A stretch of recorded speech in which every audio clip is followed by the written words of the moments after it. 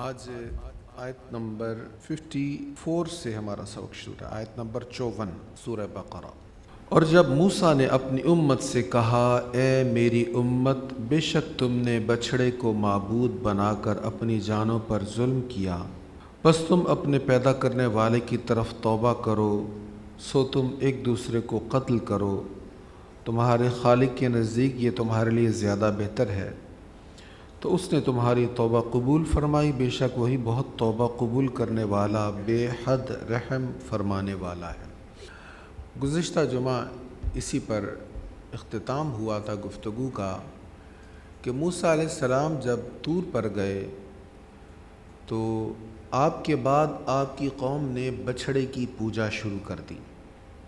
سامری نے بچھڑا بنایا، ایک سونے کا بچھڑا بنایا، بچھڑے کی مثل سونے کی ایک مورت بنائی اور کہا یہ تمہارا خدا ہے۔ اچھا، اس میں ایک چیز لوگوں کو انسپائر کرنے والی یہ بھی تھی کہ اس میں سے آواز بھی آتی تھی، وہ بولتا بھی تھا۔ اب وہ کیوں آواز آتی تھی وہ آگے آئے گا۔ آپ نے اس سے پوچھا، حضرت موسیٰ علیہ السلام نے، تو نے کیا کیا؟ تو اس نے کہا کہ وہ جبریل علیہ السلام جب آئے تھے تو میں نے دیکھا تھا ان کی گھوڑی جہاں پہ پاؤں رکھتی ہے وہاں زمین سے فوراً سبزہ اگاتا ہے، تو وہاں سے میں نے کچھ مٹی اٹھا لی اور اس مٹی کو میں نے اس بچھڑے کے منہ میں ڈال دیا تو یہ بولنے لگ گیا۔ اب اس پر ہم تفصیلی بات اسی مقام پر کریں گے۔ تو بہرحال وہ بچھڑا بولتا بھی تھا، اس چیز نے بھی ان لوگوں کو متاثر کیا اور سامری نے ان لوگوں کو قائل کیا کہ تمہارا خدا یہ ہے۔ انہوں نے بچھڑے کی پوجا شروع کر دی۔ ہارون علیہ السلام نے بہت منع کیا کہ یہ تم شرک کر رہے ہو۔ جس حد تک وہ روک سکتے تھے انہوں نے روکا، لیکن یہ لوگ نہ رکے۔ چند ہزار لوگوں کے علاوہ لاکھوں بنی اسرائیلی بچھڑے کی پوجا میں لگ گئے۔ موسیٰ علیہ السلام جب تشریف لائے تو آپ بڑے جلال میں تھے، تورات لے کر آئے، اتنی محنت سے اتنی دور سے تورات کی الواح تختیاں اٹھا کر لائے تھے۔ اب وہ سلیں تھیں پتھر کی، وزنی تھیں، آپ سر پہ اٹھا کے لائے تھے۔ قرآن کریم تو حضور کے قلب اطہر پر اترا نا، حضور کے دل پر اترا، حضور کے لب ہلتے تھے، الفاظ صحابہ سنتے تھے تو حضور کہتے تھے یہ آیت ہے۔ لیکن تورات وہ سلوں کی صورت میں تھی، الواح پتھر کی تختیوں کی صورت میں، تو آپ کافی وزنی سر پہ اٹھا کے لائے اتنی دور سے۔ جن کے لیے لائے وہ شرک میں پڑے ہوئے، بڑا جلال آیا آپ کو، کافی ناراض ہوئے آپ نے قوم سے کہا یہ تم نے کیا کر لیا، اپنی جانوں پر تم ظلم کر بیٹھے، تم نے شرک کیا۔ تو جب قوم کو احساس ہو گیا تو انہوں نے کہا چلیں ہم توبہ کرتے ہیں۔ پھر آپ نے کہا ایسے ہی تو نہیں توبہ ہوگی، اب تمہارا رب کہتا ہے کہ تم قتل کرو۔ اب قتل ہونا شروع ہو گئے۔ یہ گھٹنوں کے بل، مفسر نے لکھا گھٹنوں کے بل یہ کھڑے ہو جاتے اور اپنی گردن جھکا لیتے جنہوں نے شرک کیا تھا، اور جنہوں نے شرک نہیں کیا تھا وہ ہاتھوں میں تلواریں لے کر ان کی گردنیں کاٹ رہے ہیں۔ صبح سے لے کر شام تک اپنوں کی گردنیں کاٹنی پڑیں کہ توبہ قبول ہو جائے۔ دشمن کی گردن کاٹنا آسان ہوتا ہے، اپنے کی گردن کاٹنا، دشمن کے ہاتھوں مرنا آسان ہوتا ہے، اپنوں کے ہاتھوں مرنا بڑا مشکل ہوتا ہے۔ اپنوں کے بارے میں کہا نا، جو پھول تو نے مارا وہ پتھر سے کم نہیں۔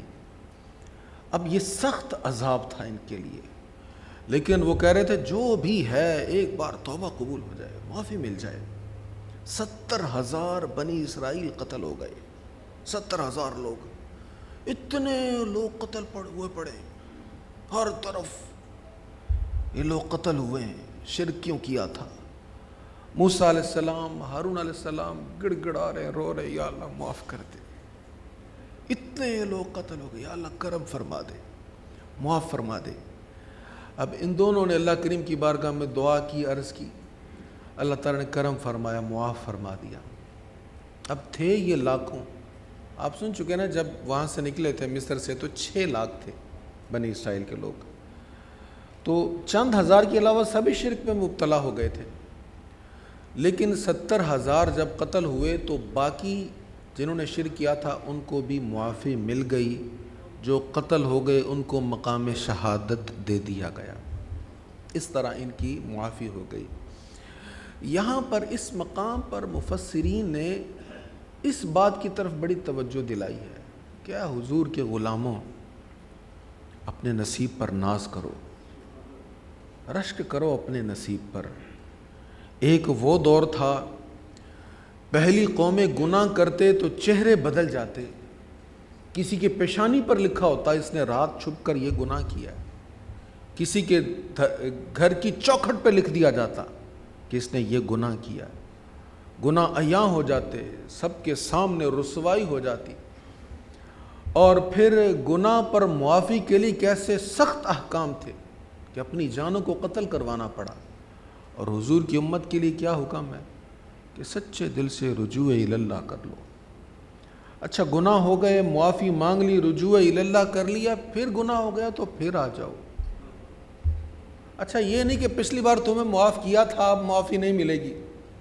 ہمارے ہاں کیا ہوتا ہے، ہمارے ہاں تعلق داریوں میں، بزنس میں، کاروبار میں، ریلیشن میں، اپنے رشتہ داروں میں بھی ہم کہتے ہیں ایک بار ہوا، دو بار ہوا، اس نے تو کام ہی پکڑ لیا ہے۔ اللہ کہتا ہے بندے جتنی بار بھی ہو گیا، تو جب بھی سچے دل سے آئے گا میں تجھے معاف کر دوں گا۔ لکھ واری میں توبہ پنی، ہاں میں بے اعتبارا، پھر بھی فضل تیرے دیاں مولا آساں رکھن والا۔ بس شرط یہ ہے کہ انسان سچے دل سے کریم کی بارگاہ میں جھک جائے تو اللہ معاف فرما دیتا ہے۔ اس سے آگے ارشاد ہے، اور جب تم نے کہا اے موسیٰ ہم آپ پر ہرگز ایمان نہیں لائیں گے حتیٰ کہ ہم اللہ کو اپنے سامنے دیکھ لیں، سو تم کو ایک کڑک نے پکڑ لیا اور تم اس منظر کو دیکھ رہے تھے۔ اس واقعہ کے بعد جب توبہ قبول ہو گئی تو موسیٰ علیہ السلام پھر طور پر گئے اور اپنے ساتھ بنی اسرائیل کے جو زیادہ نیک، زیادہ پرہیزگار لوگ تھے، زیادہ متقی لوگ تھے، ان کو اپنے ساتھ لے گئے، اور آپ نے ان سے فرمایا کہ تم میرے ساتھ آؤ اور تم بھی اللہ تعالیٰ کی بارگاہ میں عرض کرو اور اللہ تعالیٰ سے کہو کہ جو ہم سے گناہ ہو گیا اس کو معاف فرما دے، تو اللہ تعالیٰ کرم فرما دے گا۔ اب یہ لوگ آپ کے ساتھ چلے گئے، آپ طور پہاڑ پر گئے ہیں، ایک بادل نے آپ کو ڈھانپ لیا، آپ نے ان سے کہا تم بھی پیچھے پیچھے آ جاؤ، جب میں اللہ سے کلام کروں گا تم بھی سن لینا۔ تو ان کو لایا تو اس لیے گیا تھا کہ یہ معافی بھی مانگیں گے اور واپس جا کر قوم کو بتائیں گے کہ ہم نے بھی کلام سنا ہے اللہ کا، واقعی موسیٰ علیہ السلام اللہ کا کلام سنتے ہیں۔ اب اللہ تعالیٰ سے آپ ہم کلام ہوئے اور اس بادل کے اندر وہ لوگ بھی آ گئے۔ جب آپ کی گفتگو ختم ہوئی، اب چاہیے تو یہ تھا کہ جو روحانیت کے مزے، جو لطف انہوں نے لوٹا ہے اس کی وجہ سے یہ آپ کے مشکور ہوں، لیکن انہوں نے کیا کہا، یہ آگے سے کہنے کہ لن نؤمن لک حتی نری اللہ جہرا، اے موسیٰ ہم ہرگز آپ پر ایمان نہیں لائیں گے جب تک ہم خود اللہ کو براہ راست دیکھ نہ لیں۔ اب جب انہوں نے یہ کہا فَأَخَذَتْكُمُ الصَّاعِقَةُ کہ بجلی آئی اور ان سب کو مار دیا گیا، عذاب آیا ان پر اور یہ سارے لوگ مر گئے۔ موسیٰ علیہ السلام عرض کرنے لگے یا اللہ یہ غلطی ان سے ہوئی ہے، تو چاہتا تو ان کو پہلے بھی مار سکتا تھا، ان کو موت دے سکتا تھا، اب یہ میرے ساتھ آئے ہیں، میں اکیلا جب واپس جاؤں گا تو قوم کو قائل کرنا میرے لیے مشکل ہوگا، وہ کہیں گے اتنے بندے آپ کے ساتھ گئے تھے وہ کہاں ہیں، تو میرے لیے قوم کو اس بات پر قائل کرنا کہ ان کی غلطی تھی اس کی وجہ سے ان پر عذاب ہوا مشکل ہو جائے گا، مولا کرم فرما ان کو معاف کر دے۔ اب موسیٰ علیہ السلام نے اللہ کی بارگاہ میں دعا مانگی تو پھر کیا ہوا، ثم بعثناکم من بعد موتکم لعلکم تشکرون، پھر ہم نے تمہاری موت کے بعد تمہیں دوبارہ زندہ کیا تاکہ تم شکر ادا کرو۔ اب موسیٰ علیہ السلام کی دعا قبول ہوئی اور اللہ تعالیٰ نے ان سب کو دوبارہ زندہ کر دیا۔ یہاں پر ایک بڑی اہم بات ہے، دیکھیں ان پر عذاب کس بات پر آیا، اس بات پر ہی آیا نا کہ ہم اللہ کو براہ راست جب تک نہیں دیکھ لیں گے آپ پر ایمان نہیں لائیں گے۔ اب اس ڈیمانڈ کی ایک جو صورت تھی اس کو تو ہم اچھا کہہ سکتے ہیں، اللہ کو دیکھنے کی خواہش کوئی بری چیز تو نہیں ہے نا، اللہ کے دیدار کی خواہش یہ کوئی بری چیز نہیں ہے۔ اسی خواہش پر ان کو عذاب نہیں آیا، ان کو عذاب اس بات پر آیا ہے کہ وہ نبی علیہ السلام کو کہہ رہے تھے، موسیٰ علیہ السلام کو کہہ رہے تھے آپ پر ایمان اس وقت تک نہیں لائیں گے جب تک خود اللہ کو دیکھ نہیں لیں گے۔ اس کا مطلب یہ ہوا کہ ہمیں آپ پر اعتماد نہیں ہے، اے موسیٰ علیہ السلام ہمیں آپ پر اعتماد نہیں ہے، خود اللہ تعالیٰ سے ہماری گفتگو ہو، ہم خود اس کو دیکھیں تو پھر ہم آپ پر ایمان لائیں گے۔ مفسرین نے اس کا نتیجہ یہ نکالا ہے کہ اس کا مطلب یہ ہے کہ ان پر عذاب آنے کی وجہ یہ تھی کہ وہ موسیٰ علیہ الصلاۃ والتسلیم پر عدم اعتماد کر رہے تھے، اور اللہ تعالیٰ کا یہ اصول ہے، وہ اپنے بندوں سے خطاب کرتا ہے اپنے نبیوں کے ذریعے۔ ہم سے براہ راست تو اللہ نے کوئی خطاب نہیں فرمایا، ہم تک جو بھی پہنچا ہے نبی علیہ السلام حضور سیدنا محمد صلی اللہ علیہ وسلم کے ذریعہ ہم تک پہنچا ہے۔ اب ہم حضور پر اعتماد کریں گے تو ہمارا ایمان باللہ درست ہوگا، اگر ہم حضور پر اعتماد نہیں کریں گے تو اللہ پر بھی ہمارا ایمان درست بھی نہیں ہوگا، اور ایسا ایمان اللہ کو پسند بھی نہیں ہے۔ تو انہوں نے بظاہر ڈیمانڈ اچھی کی تھی، لیکن اس پر جو انہوں نے کہا تھا آپ پر ایمان نہیں لائیں گے، اس وجہ سے ان پر عذاب آیا تھا۔ تو ایمان معتبر وہی ہوتا ہے جو انبیاء پر اعتماد کر کے کیا جائے۔ پھر ارشاد ہوتا ہے اور ہم نے تم پر بادل کو سایہ فگن کیا اور تم پر من اور سلوہ کو نازل کیا، اور ہم نے تم کو جو پاک چیزیں دی ہیں ان سے کھاؤ، اور ہماری حکم عدولی کر کے انہوں نے ہم پر ظلم نہیں کیا، البتہ وہ اپنی جانوں پر ظلم کرتے رہے۔ بنی اسرائیل کو ایک نافرمانی کی وجہ سے میدان تیہ میں قید کر دیا گیا۔ میدان تیہ ایک علاقہ ہے، اس کا ذکر پھر آگے آئے گا تفصیل کے ساتھ۔ یہ بنی اسرائیل کے اکثر واقعات یہاں پر اختصار کے ساتھ ہیں، آگے جا کر پھر ڈیٹیل کے ساتھ کچھ جزیات بیان ہو جائیں گے۔ ایک غلطی کی وجہ سے انہوں نے کہا جی ہم جہاد نہیں کریں گے، جہاد سے انکار کیا تو ایک میدان میں یہ قید ہو گئے۔ اب اس میدان میں کتنی دیر قید رہے؟ 40 سال تک وہیں پر رہے، 40 سال سرگرداں رہے، جدھر بھی جاتے سارا دن سفر کرتے رہتے، دن رات سفر کرتے رہتے، لیکن رہتے اسی میدان میں تھے، وہاں سے باہر نہیں جاتے تھے۔ اللہ تعالیٰ کی پھر ان پر رحمت ہوئی۔ اب وہاں پر تھا تو کچھ نہیں ان کے پاس، رحمت کیا ہوئی؟ اللہ تعالیٰ نے چھاؤں کے لیے ان کے اوپر بادل کو بھیج دیا، بادل ان کے اوپر چھاؤں کیے رہتا، اور ان کے کھانے پینے کے لیے من اور سلوہ بھیج دیا۔ من ترنجبین تھا، ایک میٹھا کھانا، یہ درختوں کے پتوں کے اوپر، گھاس کے اوپر، پودوں کے اوپر شبنم کی صورت میں اترتا اور اکٹھا ہوتا رہتا، جم جاتا۔ یہ نہایت میٹھا اور لذیذ تھا، یہ اس کو وہاں سے اکٹھا کر لیتے، کھا لیتے۔ اور سلوہ کے بارے میں 2 رائے ہیں مفسرین کی۔ مفسرین کا ایک گروہ کہتا ہے کہ سلوہ بھنے ہوئے بٹیر ہوتے تھے، اور کچھ نے کہا نہیں زندہ بٹیر ہوتے تھے، ان کے غول کے غول ان کے پاس آ جاتا، یہ ان کو آسانی سے ہاتھ سے پکڑ لیتے اور پھر اپنے من پسند جیسے چاہتے پکا کر کھا لیتے۔ تو یہ کھانا ان کو وہاں پر میسر رہتا۔ اللہ تعالیٰ نے فرمایا ہم نے یہ بھی تم پر انعام فرمایا کہ تم کو بیٹھے بٹھائے بہترین کھانے ملتے رہے، لیکن پھر بھی تم نے نافرمانی کر کے اپنی جانوں پر ظلم کیا۔ یہ بنی اسرائیل کے لیے بارہا بیان ہوا کہ تم نے اپنی جانوں پر ظلم کیا۔ وہ اپنی جانوں پر ظلم کیا ہوتا تھا؟ اللہ تعالیٰ کی نافرمانی، نبی علیہ السلام یعنی حضرت موسیٰ علیہ السلام، یہ دیگر انبیاء کی نافرمانی۔ تو نافرمانی جو ہوتی ہے یہ در حقیقت انسان کا اپنی جان کے ساتھ ظلم ہوتا ہے۔ اللہ کریم ہمیں اس سے محفوظ فرمائے۔ اچھا، میدان تیہ میں یہ قید رہے، ایک عرصہ بیت گیا، پھر ان کی توبہ قبول ہوئی۔ مفسرین کہتے ہیں کہ جن لوگوں نے کہا تھا نا ہم نے جہاد نہیں کرنا، وہ سارے اسی میدان تیم میں مر گئے تھے، کوئی بھی وہاں سے نکل نہیں سکا، نئی نسلیں پیدا ہوئیں۔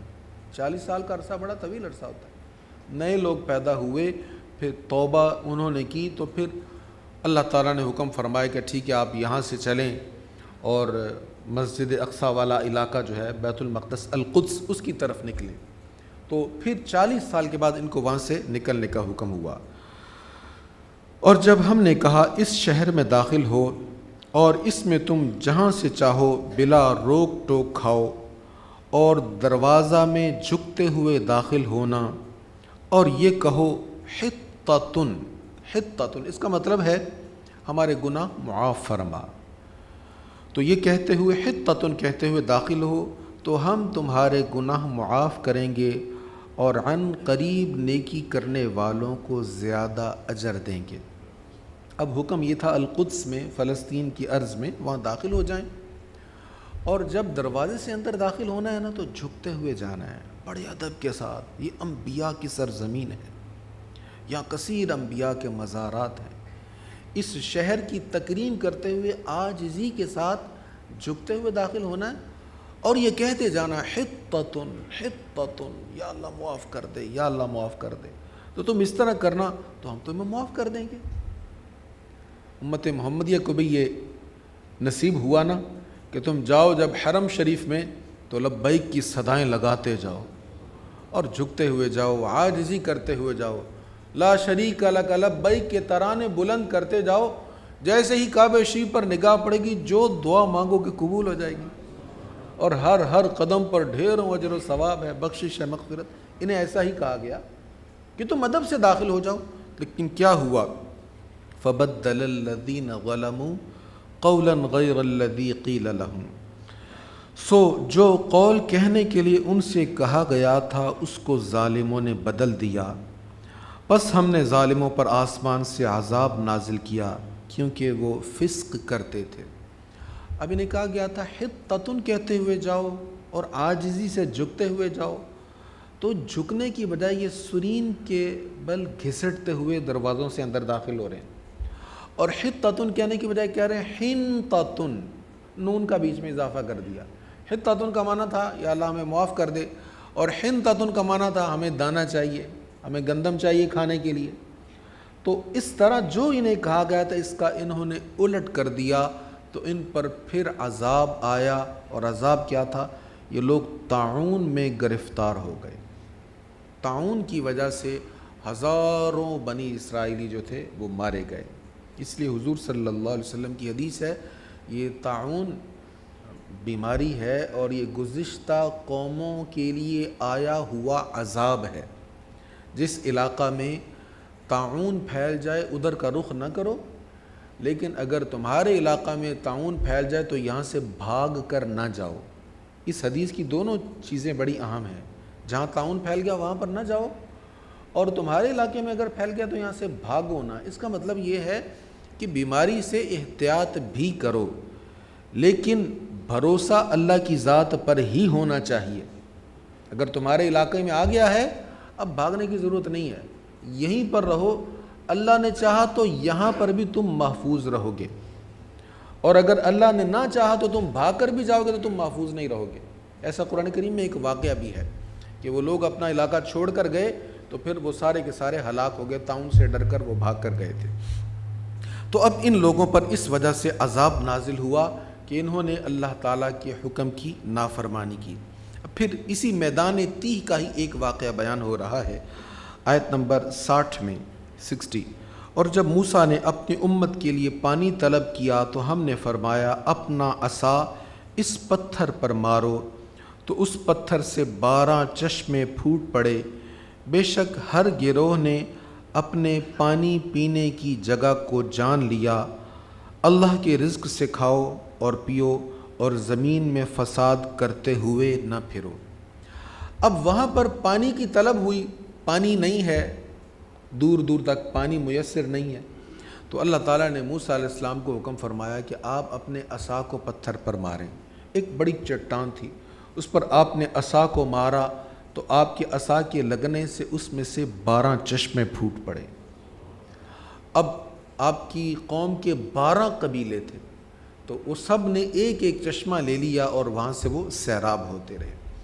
مفسرین نے یہاں پر ایک بڑا خوبصورت تبصرہ لکھا ہے، کہتے ہیں دیکھیں پتھروں میں سے پانی جاری ہوتا اکثر نظر آتا ہے، اور اللہ کی قدرت کا یہ اظہار آپ کو اکثر نظر آ جائے گا۔ اب ناردرن ایریاز میں لوگ جاتے رہتے ہیں تو وہاں پر آپ دیکھیں کہ پتھروں کے اندر سے پانی نکل رہا ہے، تو پتھروں میں سے پانی آنا اتنے تعجب کی بات نہیں ہے، لیکن جب حضور کے صحابہ کو پانی کی طلب ہوئی تو حضور نے کسی پتھر سے پانی نہیں جاری کیا، حضور کی انگلیوں سے پانی جاری ہو گیا۔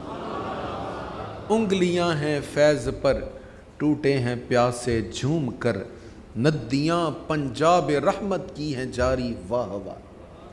حضرت یہ بخاری کی حدیث ہے اور حضرت جابر اس کے راوی ہیں۔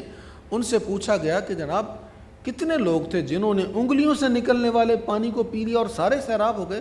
تو وہ کہنے لگے تھے تو ہم 1500، لیکن پانی اتنا تھا کہ اگر 1,00,000 بھی ہوتے تو پانی کم نہیں پڑتا۔